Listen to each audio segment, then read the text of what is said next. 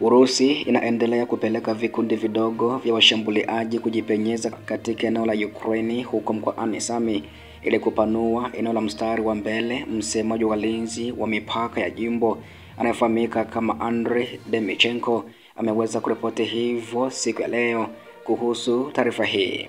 Karibu sana katika undani wa taarifa hii ambako nitakufahamisha pia kile ambacho wanajeshi wa Urusi wamezidi kuzidisha mashambulizi ya uvamizi mpya katika jimbo la Sami ambao ni mkoa wa Ukraine na unapakana pia na jimbo la Kursk, ambako kwa mujibu wa taarifa ya jana siku ya Aprili 26 iliweza kueleza kwamba tayari wanajeshi wa Urusi walikuwa wamekomboa jamii yote au mkoa wote wa Kursk huko nchini Urusi. Hivyo basi siku ya leo nitakufahamisha pia taarifa nyingine ambayo imeweza kuripotiwa ya kuwa wanajeshi wa Urusi pia tayari wanapeleka wanajeshi wengine au vikundi vidogo vidogo vya wanajeshi wake katika jimbo jipya au mkoa mpya wa Ukraine.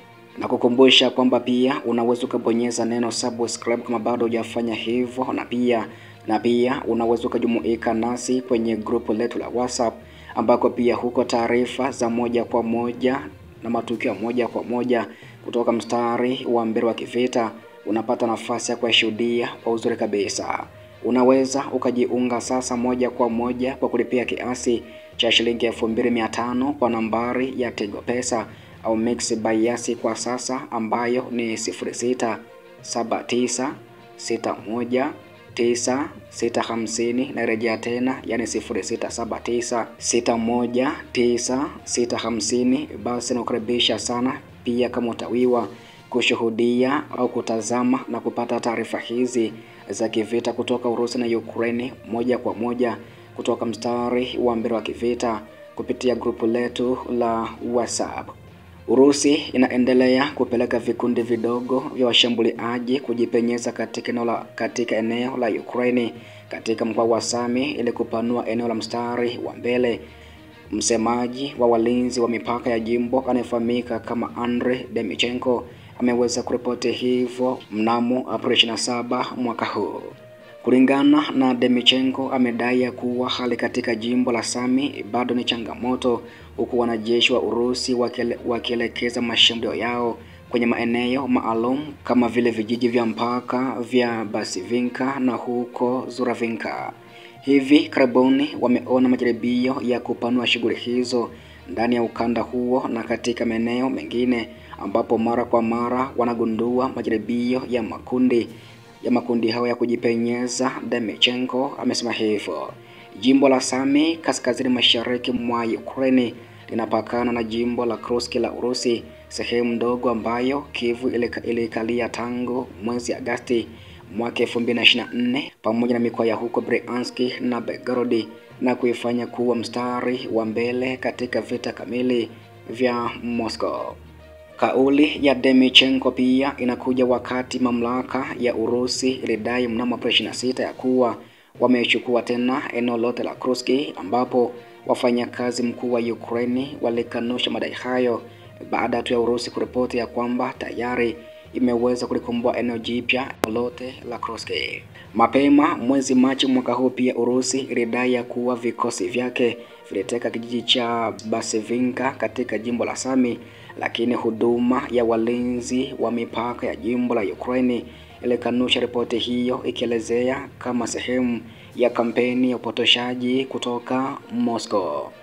Basivinka inasalia kuainishwa kama eneo la kijivu kwenye ramani ya ufuatiliaji ya Deep State, ikionyesha udhibiti unagombaniwa au sio wazi. Wakati Ukraine inashinikiza kusitishwa kwa mapigano bila masharti kulingana na mapendekezo kutoka kwa Marekani, Urusi inaendelea kukataa masharti hayo na imeripotiwa kuzidisha mashambulizi au operesheni zake za kukera katika mstari wa mbele wa kivita. Demichenko pia alisema wanajeshi wa Urusi wanajaribu kupenya mpaka wa Ukraine kwa kutumia baskeli 4 kuingia ndani kabisa ya eneo la Ukraine haraka, kuanzisha kituo huko na kungoja kuimarishwa, kwa hivyo kupanua maeneo ya vita.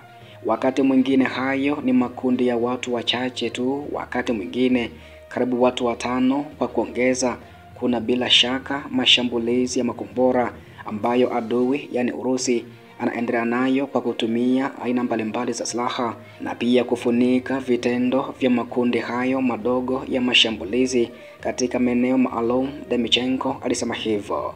Mapema kabisa siku ya jana ya Aprili 26, taasisi ya utafiti wa vita maarufu kama ISW iliweza kuandika katika ripoti yake ya kila siku ya kwamba, ikinukuu picha kutoka kwa Wizara ya Ulinzi ya Urusi, ya kwamba jeshi la Moscow linajiandaa kujumuisha kimfumo pikipiki katika operation za kukera nchini Ukraine wakati wa kiangazi wa msimu ujao wa joto mwaka huu.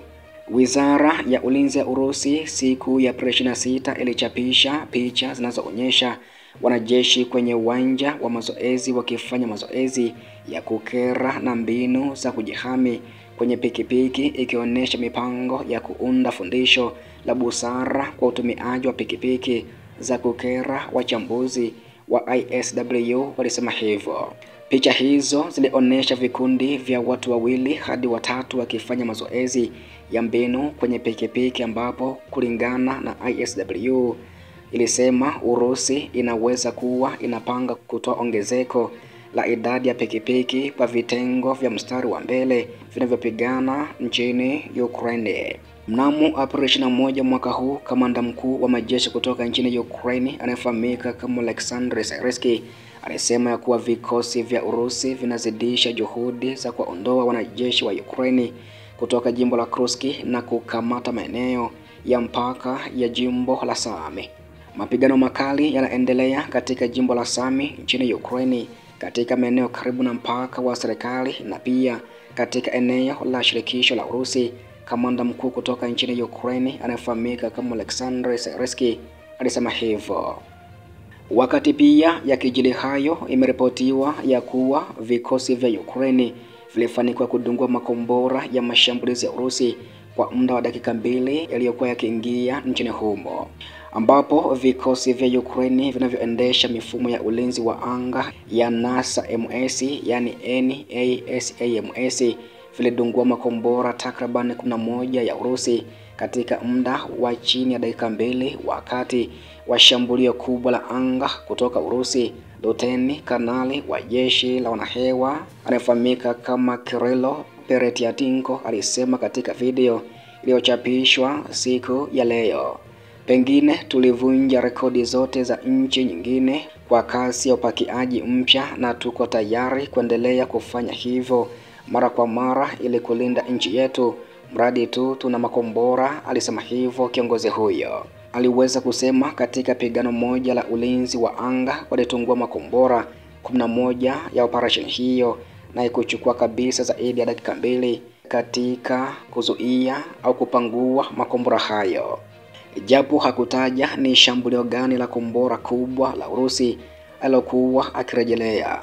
Mifumo ya kitaifa ya kombora ya anga kwa anga NASAMS yani NASAMS iliyotengenezwa huko nchini Marekani imekuwa ikifanya kazi kwa vikosi vya Ukraine tangu mwezi Novemba mwaka 2022 wakati Marekani ilipowasilisha betri za kwanza kabisa, huku kukiwa na mashambulizi makubwa ya ndege kutoka Urusi.